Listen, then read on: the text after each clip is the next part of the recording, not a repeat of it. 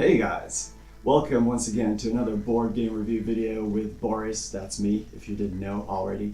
You are watching Demented Robot Games YouTube channel, where, as many of you know, we're taking a look at board games, modern board and card games, making reviews, showing those games to you guys so that you can make your decision more easily whether you are interested in these games or not. Without much further ado, let's dive into the game that I want you guys to take a look at today. We're taking a look at this beauty here. This game is called Five Tribes, designed by Mr. Bruno Cathala, a renowned board game designer and a very good one, if I may add. Released by Days of Wonder. This is a 2 to 4 player strategic game where you are playing a role of foreigners visiting this domain of a sultan who has recently died. The sultan is dead, he has no living heirs, there's nobody to become the next sultan, and the legend that is circulating between the 5 tribes who live on this land says that a foreigner will come gaining a lot of influence among the 5 tribes, and that will help him to become the new sultan. So that's exactly what you guys are going to be doing when you play this game. You're going to compete against other players. All of you are going to be newcomers to the land, and you're simply going across the land trying to influence these 5 tribes to gain most influence and money and renown to be able to become the next sultan. In order to do that, you're going to use a lot of different strategies. You will buy goods and sell goods. You will build. You will earn money, you will manipulate the elders, you will manipulate the viziers, you will buy land, you will even murder. Nothing is beyond you. If you have to, you will kill to be the next sultan. All in all, you will use different strategies, even gain magical genies to try and be the next sultan. Whoever is doing this most successfully will earn more points than the other players, and they are going to be the winner. So you are playing for points.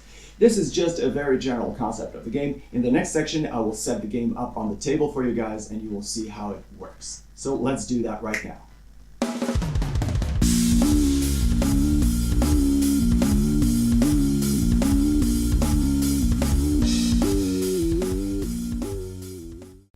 Five Tribes, as you can probably see, is played on a modular board.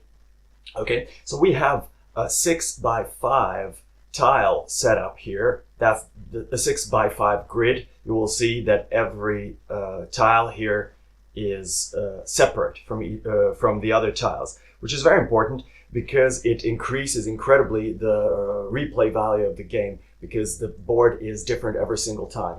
Also, we have 3 meeples on every tile, which means that there's 90 meeples here. There's 5 different meeple colors. So combined with the different layout of the board and the different distribution of meeple colors across the board, we have an unlimited amount of different combinations here. So the game is extremely replayable because technically and strategically you will be playing a radically different game every time. That's a cool thing about the game. So we're going to set up a 6x5 grid from these tiles, which of course previously we're going to shuffle thoroughly. Then we're going to draw 3 random meeples from this bag here, okay, and place 3 random meeples on every tile.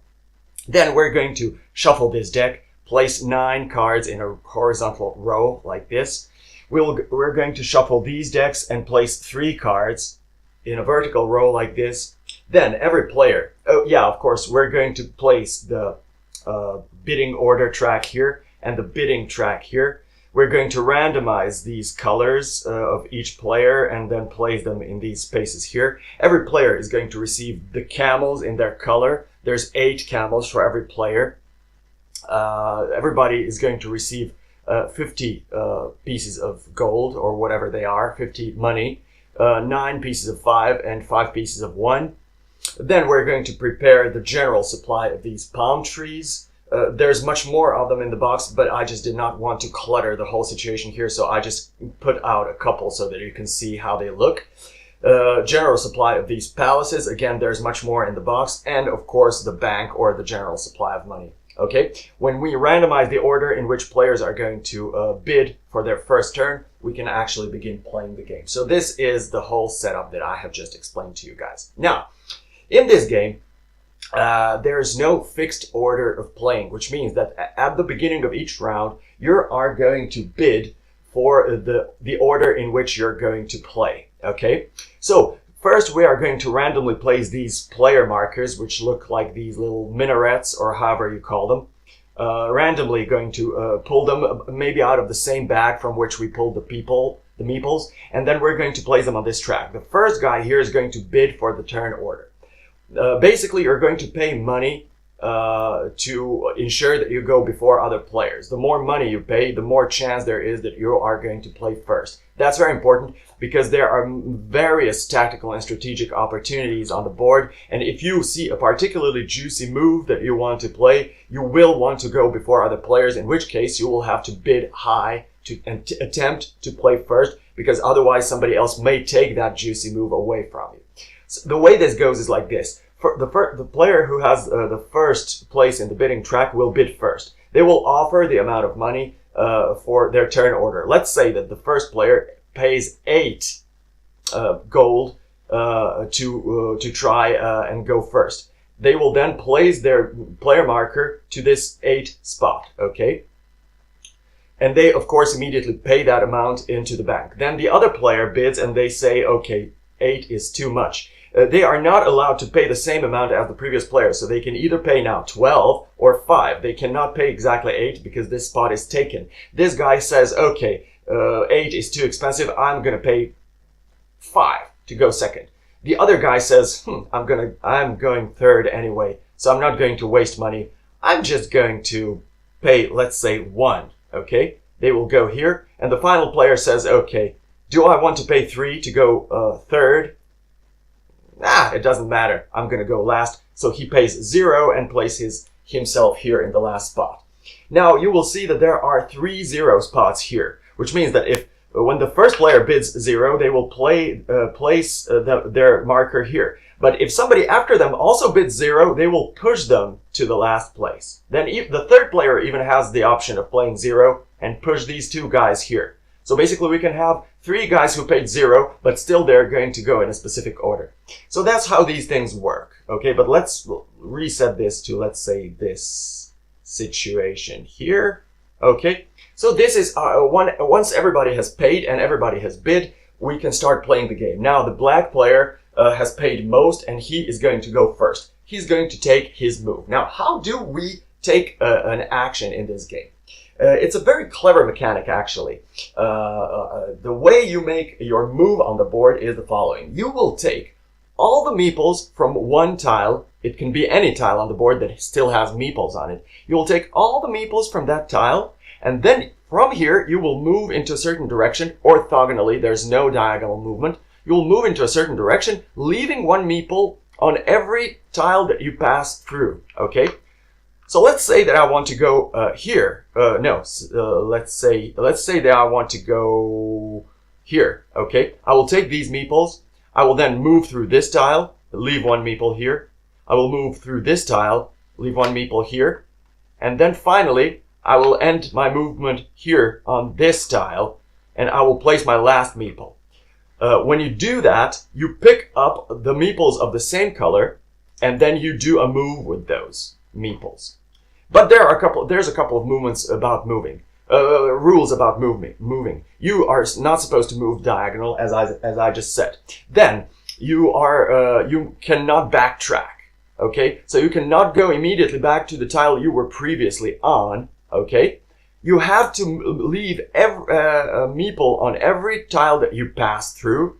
You cannot put more or 0. Okay, exactly 1, and then finally.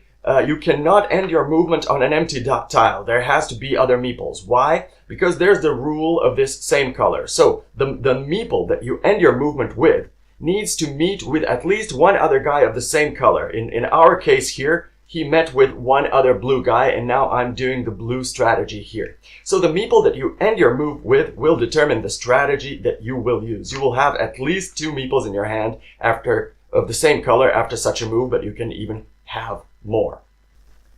So when you end your move on your destination tile, you will finish with a certain meeple color, and that color determines what you can do on that move. Now, as I said, there are 5 different meeple colors in this game. We have blue, red, green, yellow, and white meeples, and they all bring different tactics and different strategies. So depending on the color that you're using on your destination tile, you will be able to do different things. So let's go through them one by one. Let's begin with, let's say, a merchant strategy, okay? If you end your move with a green meeple, it will have to meet with at least one guy of the same color. So you will have, at the very least, 2 green meeples in your hand. So basically, when you end your movement with a meeple of certain color, you will take all the meeples of that color from your destination tile, including the one that you ended your move with. So you will have a certain number of green meeples in your hand. At the very least, you will have 2. What you can do with them is you will take as many cards from the beginning of the row of these cards, as many meeple you have in your hand. So for 2 green meeples, I would take 2 cards from this row and get them into my hand. Face down, of course, over the course of time. Other people should forget what you have in your hand.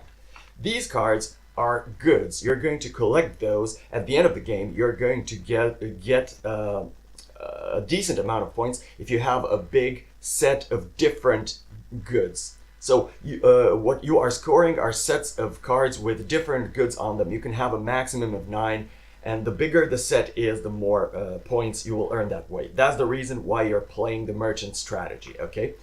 So if I have 2 meeples green meeples in my hand, I will take 2 cards. 3 meeples, I will take first 3 available cards from the row, and so on and so forth. The more green meeples I have in my hand, the more cards I'll be able to take.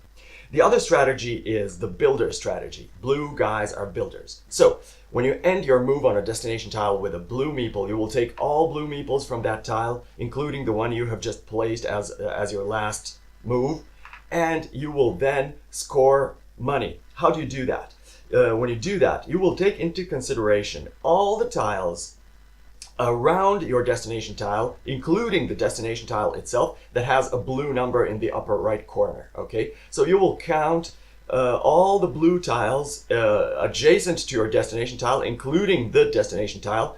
You will see how many blue tiles you have. You will then multiply that number by the amount of blue meeples you have in your hand, okay? And that's the amount of money you're going to get. So builder strategy is the strategy for earning money.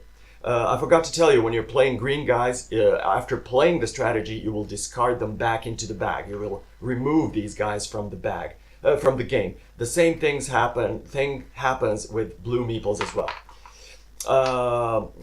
Yellow meeples are viziers. Vizier strategy revolves around keeping these guys, okay? So when you end your move with a vizier strategy, you will take all yellow meeples, including the one you ended your move with, into your hand. You will simply place these guys into your player area. You will collect these guys, because at the end of the game, each of yellow meeples will bring you 1 point, plus 10 points for every player who has, in the game, who has less yellow guys than you. So you can earn quite a bit like that.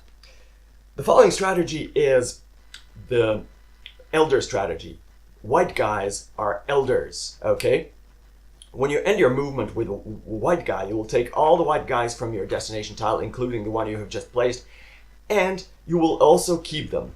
Each white guy that you have will bring you 2 points at the end of the game, plus these guys serve as a currency that you'll use to buy these genies. You'll see how that works a little bit later.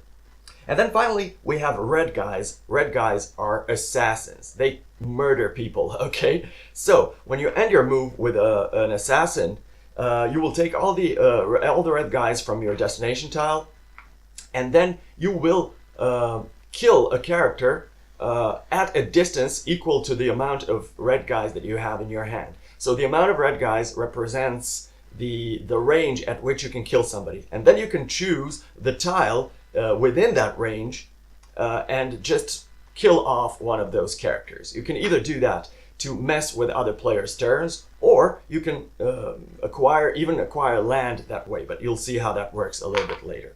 Okay, So those are 5 strategies that you can play, 5 meeple strategies that you can play. Now, when you move like that on the board and perform your move with meeples and resolve the effect of what you have just done, what you just did, that's practically the end of your move. You know, there's some things that you can still do, but I'll get to that later. Also, when you end your move on a tile, every tile is going to have an icon in the lower left corner of the card. Some of them are mandatory, you have to resolve those icons. Some of them are optional. And I'm going to explain what each of those effects does. So, there are mandatory icons on these tiles, okay? They are represented by these orange arrows next to the icon. That means that you have to resolve that effect. So after you perform your meeple move, first you have to resolve that, and then you're supposed to resolve the effect of the icon of the location, of your destination location, destination tile. So red arrows means you have to resolve them. There's 2 kinds of those actions, the one with the palm tree and the one with the palace. So when you end your movement on this location, for example, and you have to resolve this icon, and it's mandatory, you will place 1 palm tree from the general reserve and you will place it on this tile like this. The only purpose of that is because every palm in somebody's land will increase the value of that land by 3 points. So this piece of land from that moment on will be 3 points more valuable, okay? And that's the end of it. Now, if you resolve this icon, it's also mandatory. You will have to place 1 palace from the general supply on this tile. This will increase the value of that land by 5 points. It's even more valuable than the palm tree, okay?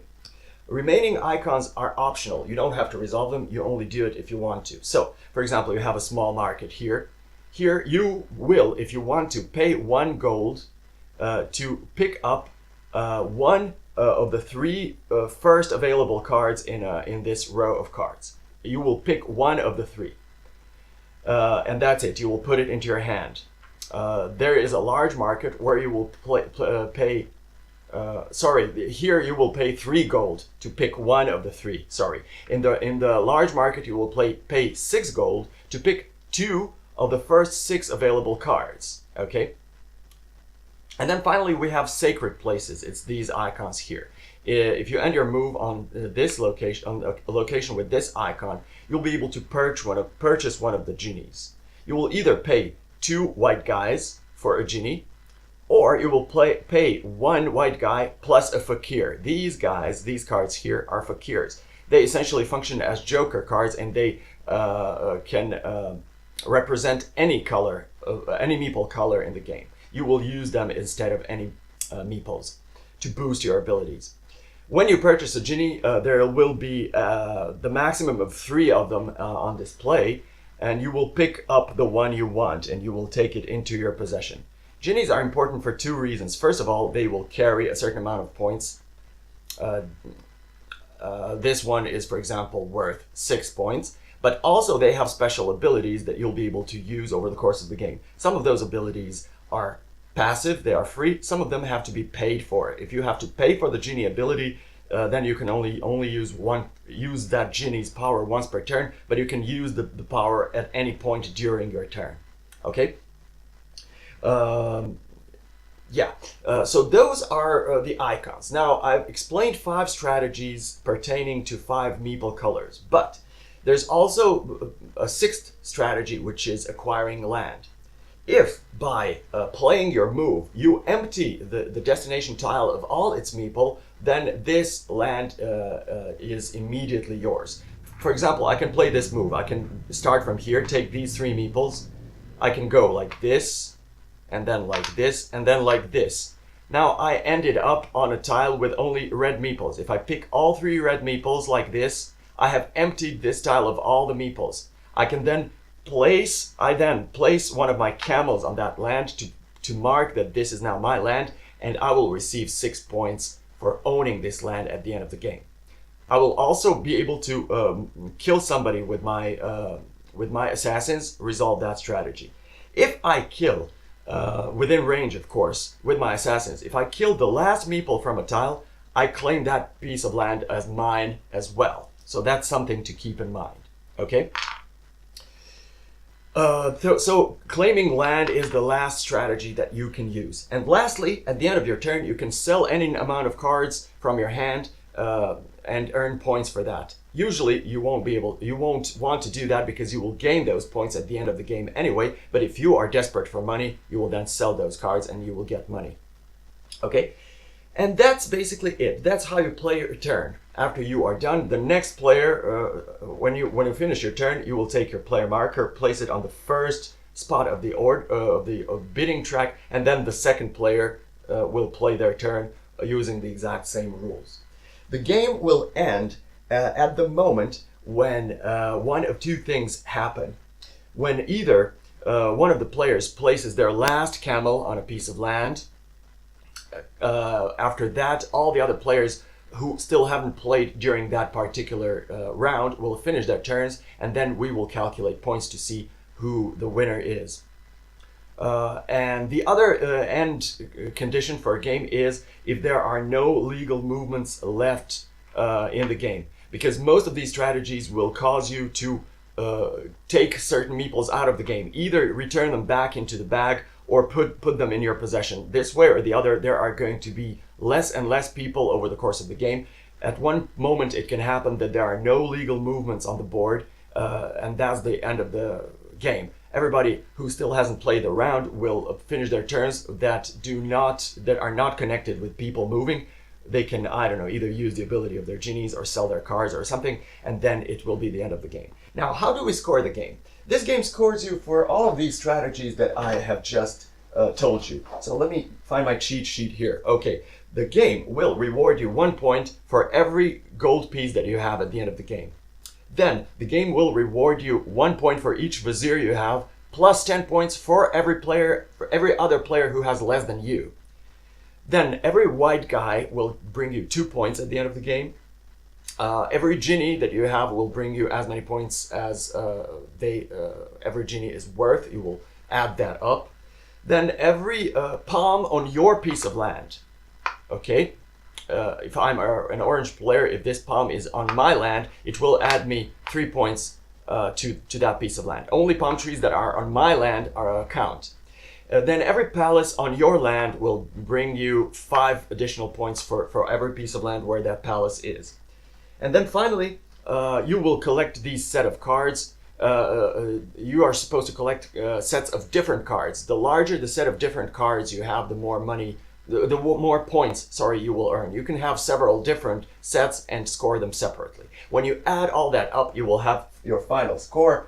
Whoever has the most points will be the winner of the game. So as you can see, this is a very complex strategic game. There's a lot of thinking. This is a thinky game, but it's very, very interesting. In the last section of this video, I will tell you guys my final opinion, my final thoughts about this game. Okay people, as you have seen in the previous section of the video where I demonstrated the game for you, 5 Tribes is a pretty complex game. There's a lot going on.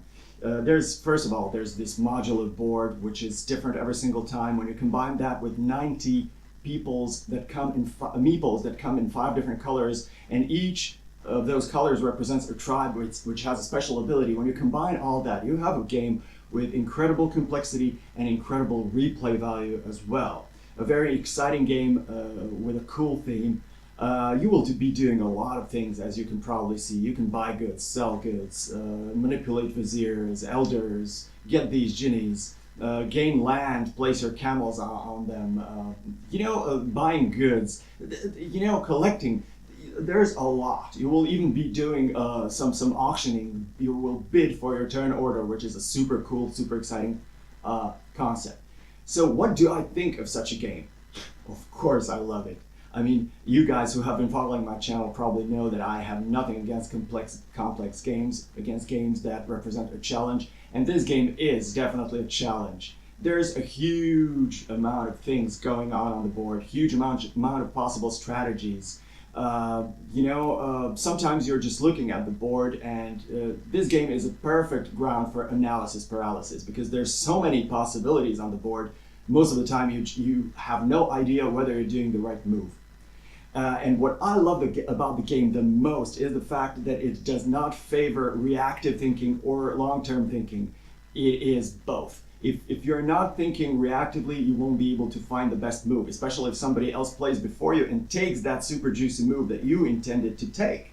Okay, so you need to be reactive, but also you need to think long term, because if you're just playing randomly, if you dissipate too much over this many possible strategies, you're not going to be effective enough and you're not going to win the game. So the playing experience is superb, easily one of the best games that I've ever played. Now, I'm not going to lie to you, this is not a light game, okay? This is not an easy game to play. It is thinky, it is a challenge. It will require a lot of thinking. So if you are new to board gaming, or if you want to introduce somebody who's new to board gaming into the hobby, just don't pick this game up. It is a superb game and I absolutely love it, but it's not for new players because because it may just make them run, okay? Just panic and just run for their lives, okay? This is a heavy game, it's a complex game, it involves a lot of thinking, so it is for more experienced players, but boy, is it a great game.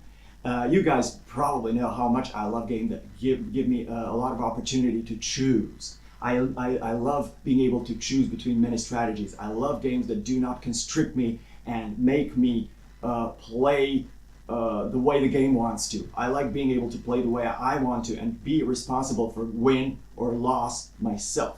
And this is exactly that kind of game. Superb, superb game. Great theme, great component quality, a lot of wooden components.